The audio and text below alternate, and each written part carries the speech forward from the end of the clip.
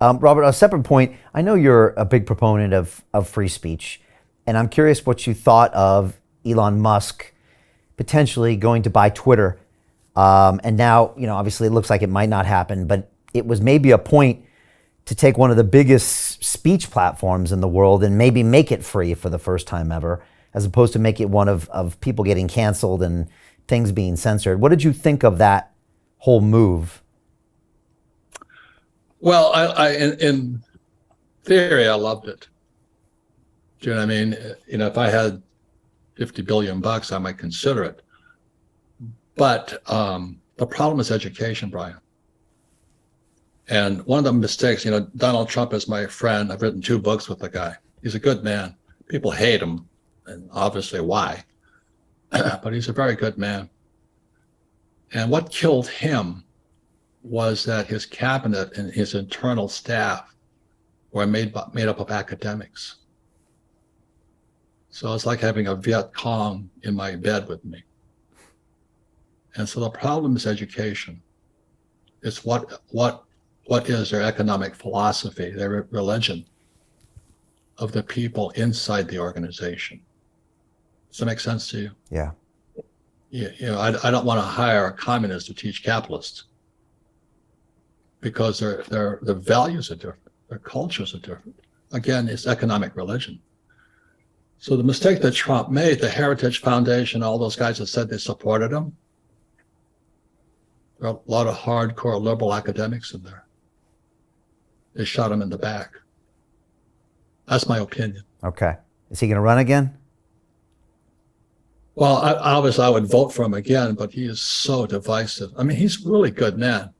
I'll tell you what a story, what a good man. He and I traveled the world teaching together. We would teach, like, I think we had 65,000 in Moscone Center in San Francisco teaching real estate.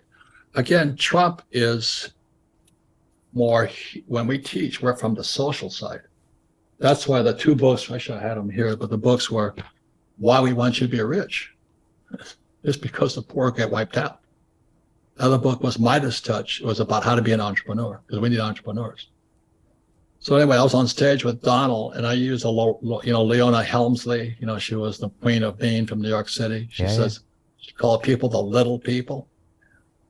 So I'm in New York City at Javits Center, thousands of people teaching real estate. And I used the term little people. Trump came up on stage and corrected me. He says, you never call anybody little.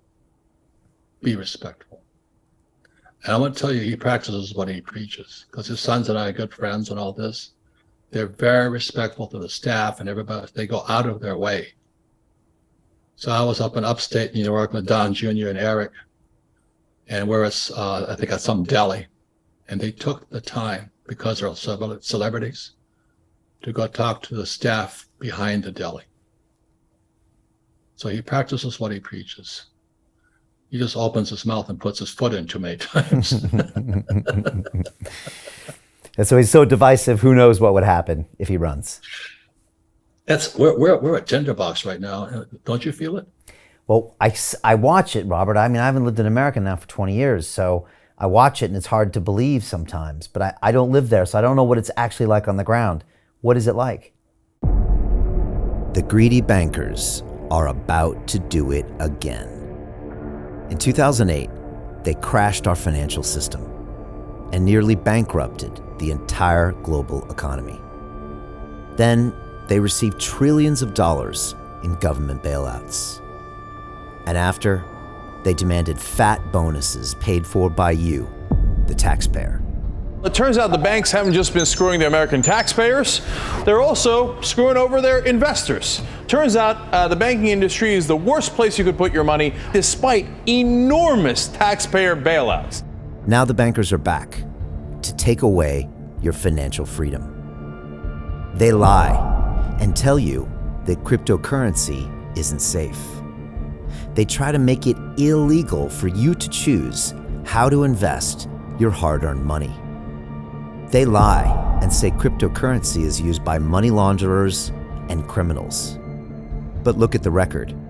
It's the banks themselves that launder hundreds of billions of dollars every year to the biggest criminal operations in the world. Leaked documents have revealed how some UK banks have helped criminals, money launderers and Russians under sanctions. American authorities discovered that the Sinaloa cartel moved $881 million through HSBC accounts as bank officials turned a blind eye to the illegality. The bankers lie and say cryptocurrency is not a real investment. Meanwhile, the smartest CEOs in the world are buying billions and billions of it. The truth is that banks lie about cryptocurrency because it makes them scared. The banks take $9 trillion per year of your hard-earned money, and they are worried that they will finally be exposed. They're scared because crypto means they can no longer control your money, which means they can no longer control you. They are scared because you might actually understand your money and intelligently decide what to do with it. Now is the time for us to come together, fight back, and take control. It's time to educate ourselves, our families, and our communities. Because financial education means financial freedom. We know that cryptocurrencies will help us build the new decentralized financial system of the future. A banking system that is of the people, by the people, and for the people. A banking system where access to finance is a fundamental human right. A banking system that is free and fair and welcomes all humans on this earth. The DeFi revolution is happening. We, the people, can no longer be fooled. We choose to take control of our finances. We choose to take control of our freedom. We choose to take control of our future. Join us, and let's take back our financial freedom forever.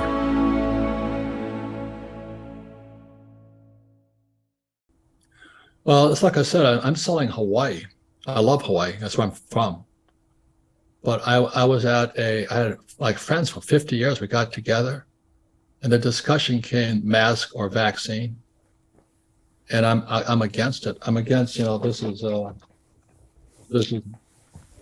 Robert Kennedy's book, the real Anthony Fauci. I've had Robert on the show. Yeah. Brilliant guy. Yeah, amazing.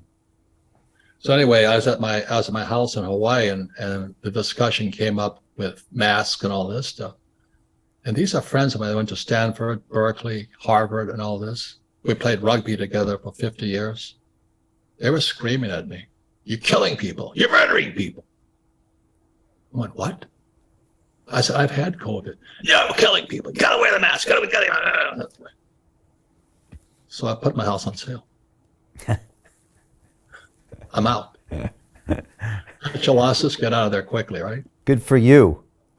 So it's still very divisive in America when it comes to masks, vaccines, and politics. And well, as they say, choose your women and your friends wisely.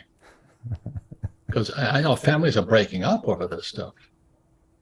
Yeah. I have a hard time talking to my own family members. My sister's a nun. She's in India right now with the Dalai Lama. She's one of the few Western women ordained by the Dalai Lama. She's a very spiritual person. She hates Trump. So of course, being the big brother, I rib her. I say, how can you be a nun and hate somebody? That's what big brothers are for.